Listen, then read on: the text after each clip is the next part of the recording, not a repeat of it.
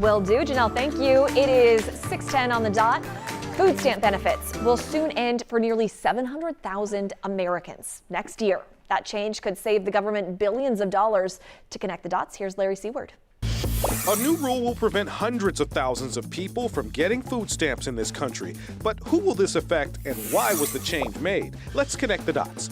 First up, what this changes. The new rule forces states to enforce work requirements, requiring adults who don't have children and are not disabled to work at least 20 hours in a week in order to get food assistance.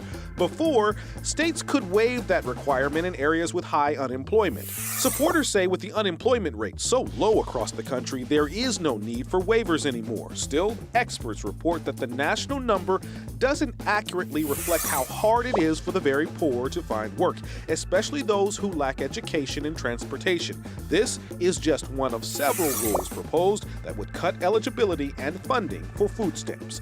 Connecting the dots, I'm Larry Seward for H-Town Rush.